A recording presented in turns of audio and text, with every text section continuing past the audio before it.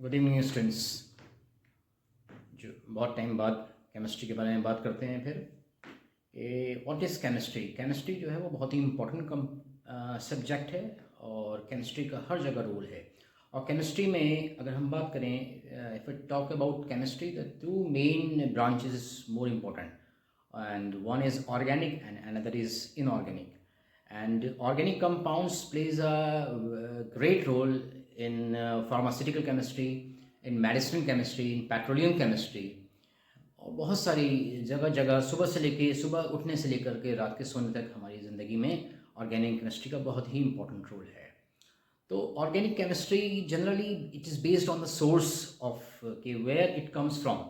So if the compounds comes from living sources like plants, animals, that is called organic chemistry. If it comes from inorganic sources, that is rocks, mines, that is inorganic chemistry. But organic chemistry is most important. और organic chemistry is totally based on carbon. Her compound में carbon element का होना बहुत ही ज़रूरी है। अगर carbon नहीं है तो जो है ऑर्गेनिक केमिस्ट्री की जो है वो आपका नहीं है। लेकिन बहुत सारे एक्सेप्शंस भी हैं। बहुत सारे कंपाउंड्स ऐसे हैं, कार्बन डाइऑक्साइड है, कार्बन मोनोऑक्साइड है, जो आपका जो है वो आप उसमें कार्बन है बट वो ऑर्गेनिक कंपाउंड्स नहीं हैं। तो ऑर्गेनिक केमिस्ट्री जो है वो बहुत ही इम्पॉर्टेंट है। और ऑर्गेनिक केमिस्ट्री का जो है फर्स्ट जो ऑर्गेनिक कंपाउंड्स थे वो पहले माना जाता था कि इट वाज बेस्ड जो है वाइटल फोर्स थ्योरी के बारे में आपने सुना होगा कि वाइटल फोर्स थ्योरी थी कि जो भी organic compounds is synthesize from living matter से ऑर्गेनिक कंपाउंड सिंथेसाइज किए जाते थे। और अगर लिविंग कंपाउंड्स नहीं हैं तो फिर उनका कोई एग्जिस्टेंस नहीं था। लेकिन जर्मन साइंटिस्ट बोलर ने फर्स्ट ऑर्गेनिक कंपाउंड यूरिया जो था वो इनऑर्गेनिक कंपाउंड से अमोनियम साइनेट से लैब में सिंथेसाइज किया। तो एक बहुत उनको जो है वो उससे बहुत एक उनको जो है वाइटल फोर्स थ्योरी को शॉक पहुंचा और बताया कि जो ऑर्गेनिक कंपाउंड का सिंथेसिस है वो लैब में भी पॉसिबल है। तो फर्स्ट ऑर्गेनिक कंपाउंड जो था वो urea, that is originate from derived from ammonium cyanate NH4 CN। ठीक है, इसका अगर हम इसको हीट करते हैं तो इसमें एटम्स का रीअरेंजमेंट हो जाता है और ये यूरिया में कन्वर्ट हो जाता है, दैट इज यूरिया। तो this is the urea, first organic compound, first organic compound synthesized from ammonium cyanate, and ammonium cyanate is an inorganic compound. तो आप देखें दोनों कंपाउंड में ammonium urea and ammonium cyanate में जो है आप देखें नंबर ऑफ एटम्स सेम है। यहां पर भी देखिए 2 नाइट्रोजन है, इधर भी 2 नाइट्रोजन है। ठीक है, यहां पर भी आपकी 4 हाइड्रोजन हैं यूरिया में, और इधर भी देखिए 4 हाइड्रोजन है, 1 कार्बन है। ठीक है, और ऑक्सीजन है, यहां पर भी 1 कार्बन ऑक्सीजन है। लेकिन यहां पर जो है अमोनियम साइनेट को हीट करने पे उसमें एटम्स का रीअरेंजमेंट हो जाता है और वो यूरिया में कन्वर्ट हो जाता है कंपाउंड। तो ये बहुत बड़ा जो था वो शॉक पहुंचा था वाइटल फोर्स थ्योरी को। और उसके बाद ये बहुत सारे जो है ऑर्गेनिक कंपाउंड्स जो थे वो बनाए गए। मीथेन है, एसिटिक एसिड है। एसिटिक एसिड जो है वो आपका विनेगर सिरके में पाया जाता है। तो ऐसी फॉर्मिक एसिड है, फॉर्मिक एसिड जो है वो जो है आंट्स के, रेड आंट्स के माउथ पार्ट्स में होता है।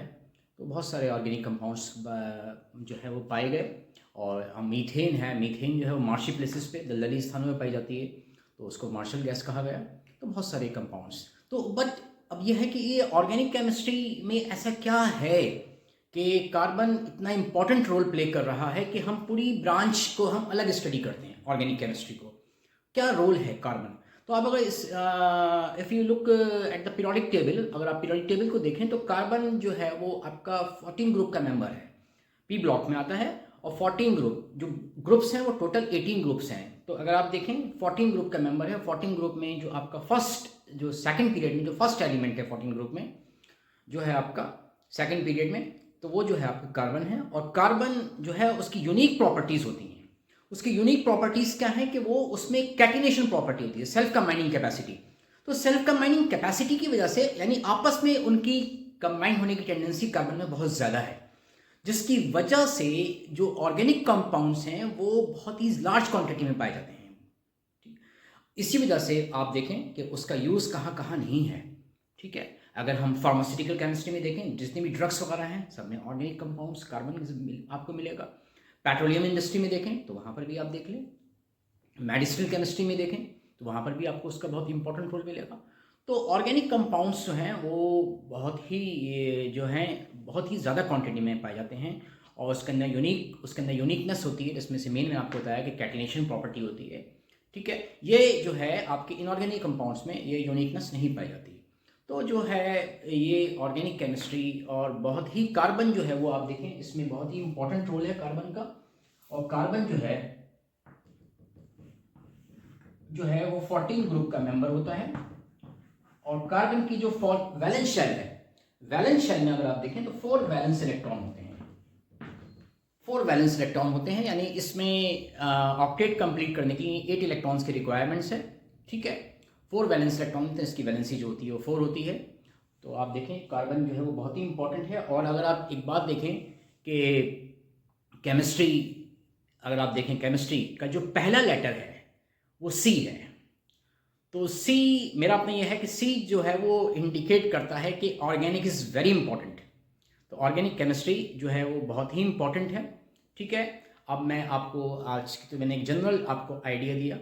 अब आगे ये ऑर्गेनिक कंपाउंड्स जो होते हैं ये कैसे पाए जाते हैं, किस फॉर्म में पाए जाते हैं, और इनमें क्या सिमिलैरिटी है, और इनके बहुत सारे ऐसे कंपाउंड्स होते हैं कि जिनका मॉलिक्यूलर फार्मूला सेम होता है लेकिन उनकी प्रॉपर्टीज़ चेंज होती हैं, तो वो हम आइसोमेरिज्म में स्टडी करते हैं। तो ये हम आगे स्टेप बाय स्टेप जो है हम ये बात करेंगे। तो मैं आपको सिंपल बता दूं कि जो केमिस्ट्री है वो जस्ट, अगर मैं बात करूं तो केमिस्ट्री में है क्या, केमिस्ट्री जो है study of movement of electrons.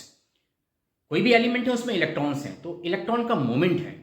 तो chemistry the study of movement of electron from electron rich sources two electron deficient sources की तरफ। बाकी अगर हम देखें तो बुक वगैरह में जनरली दे रखा होता है कि केमिकल कंपोजिशन किसी भी मैटर का, उसकी प्रॉपर्टीज़, उसका कंपोजिशन, इसकी स्टडी को हम जो है वो केमिस्ट्री कहते हैं।